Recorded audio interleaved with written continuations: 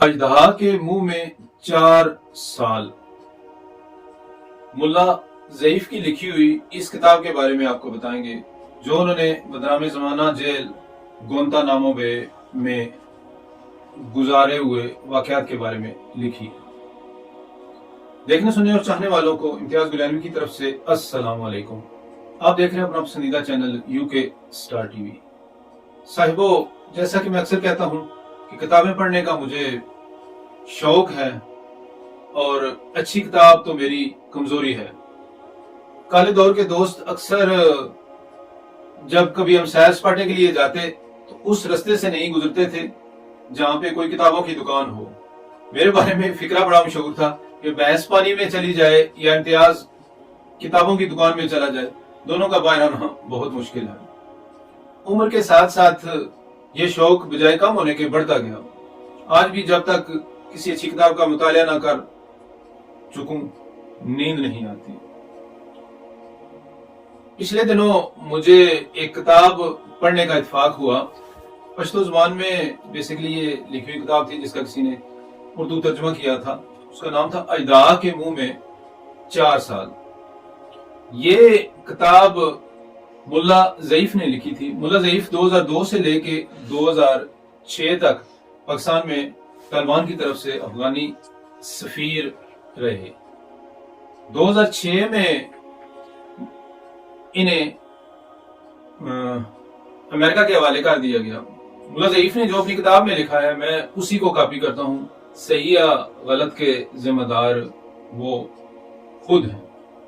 मुल्ला ज़ईफ अपनी किताब अजदहा के मुंह में 4 साल में लिखते हैं कि मैं अफगान एम्बेसी में क्या पजीर था कि मुझे मेहमान खाने में बुलाया गया। वहां पे एक आदमी जिसका नाम गुलजार था, गालबन पठान था, और उसके साथ 2-3 आदमी और थे।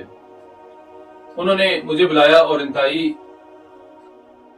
तहकीर आमेज लहजे में मुझे कहने लगे कि आपको पता है कि अमेरिका सुपर पावर है और पाकिस्तान जैसा कमजोर मुल्क अमेरिका का मुकाबला नहीं कर सकता, इस वजह से हम आपको अमेरिका के हवाले कर रहे हैं। मैंने उनसे कहा कि आप किस कानून के तहत मुझे अमेरिका के हवाले कर रहे हैं? मैं सफीर हूं और मुझे सफारती तौर पे बहुत ज्यादा मराहत हासिल है। मेरी ये बात सुन के उस शख्स ने कहका लगाया और कहने लगा कि अमेरिका के सामने किसी किस्म की कोई दलील नहीं चलती, ना वो कोई बात सुनते हैं, तो हम आपको अमेरिका के हवाले करने लगे हैं। जैसा मैंने उसे कहा कि आप ऐसा नहीं कर सकते, आपको इसका कोई हक नहीं है, तो उन तीनों आदमियों ने मुझे थप्पड़ों से, लातों से, गोसों से मारना शुरू कर दिया। मार मार के मुझे तकरीबन अधमुआ कर दिया। फिर मेरी आंखों पे पट्टी बांध के मुझे घसीटते हुए किसी जगह पे ले गए। चूंकि मुझे गाड़ी में डाल के लेके गए थे, इस वजह से मुझे कोई अंदाजा नहीं था कि मुझे कहाँ लेके जा रहे हैं।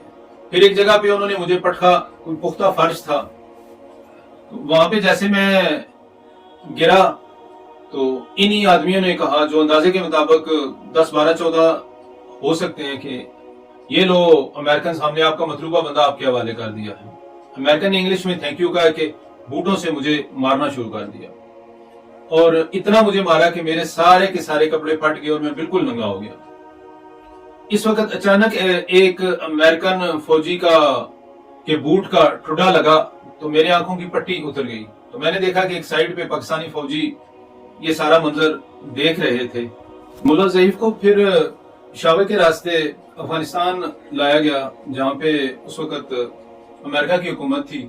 इन्हें 4 बाई 6 फुट के एक कमरे में रखा गया, जहां पे ये बिल्कुल एक गठरी की सूरत में ही रह सकते थे।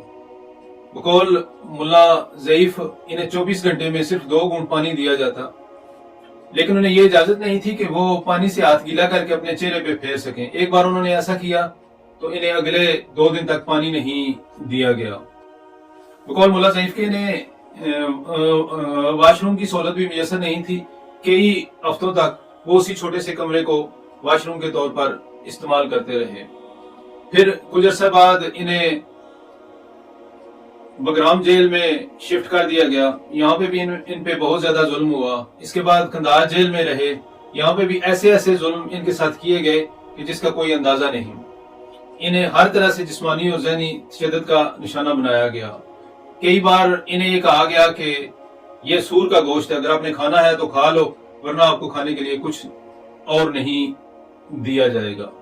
بے شمار لوگ ملا ضعیف کے مطابق یہ ظلم اور تکلیفیں نہ سہ سکے اور وہ اپنے خالق حقیقی سے جا ملے، لیکن ملا ضعیف کی شاید ابھی زندگی باقی تھی، یا وہ یہ سٹوریاں ہم تک پہنچانا چاہتے تھے کہ وہ زندہ رہے. اس کے بعد انہیں مشہور زمانہ بدنام ترین جیل میں بھیج دیا گیا، جہاں پہ وہ تقریباً 4 سال تک رہے. اس کے بعد جب انہیں ہر طرح کے ظلم اور تکلیفوں کے بعد جو کچھ امریکن نے ان سے پوچھنا تھا یا حاصل کرنا تھا حاصل کر چکے، تو انہیں افغان حکومت کے حوالے کر دیا گیا.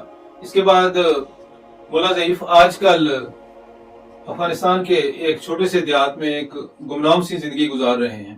جو لوگ بھی ان سے ملتے ہیں وہ یہی کہتے ہیں کہ یہ سب سے زیادہ پرویز مشرف کو بددعائیں دیتے ہیں اور کہتے ہیں کہ اس کا ٹھکانہ جہنم ہی ہے.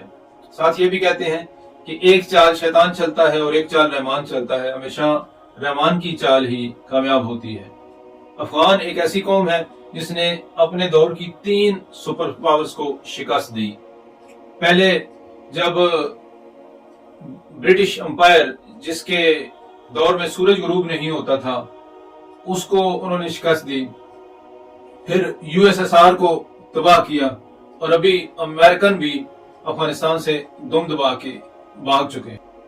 میری دعا ہے کہ اللہ تعالیٰ پوری دنیا میں مظلوموں کی مدد فرمائے، اور جہاں پہ بھی ظالم یا جابر حکمران ہیں، جو لالچی ہیں، جو اپنے ذاتی فائدے کے لیے لوگوں کو تباہ کر رہے ہیں، لوگوں کی زندگیوں سے کھیل رہے ہیں، انہیں انجام تک پہنچایا جائے. ساتھ ہی اللہ تعالیٰ سے دعا گو ہوں کہ اللہ تعالیٰ پاکستان کو اسلام کا قلعہ بنائے، اور کوئی ایسا حکمران پاکستان کے سربراہی میں نہ آئے جس کا عمل پاکستان کے ماتھے کا کلنگ بن جائے. ہمیشہ اللہ تعالیٰ سے یہی دعا کریں کہ ہمیں کوئی ایسا حکمران دے جو ملک کو عزت و وقار سے ہمکنار کرے اور ایسے کام کرے کہ پاکستان پوری دنیا میں ایک چمکتا ستارہ بن جائے. اپنا بہت زیادہ خیال رکھیے گا. انشاءاللہ کسی اور ویڈیو میں آپ سے ملاقات ہوگی. السلام علیکم.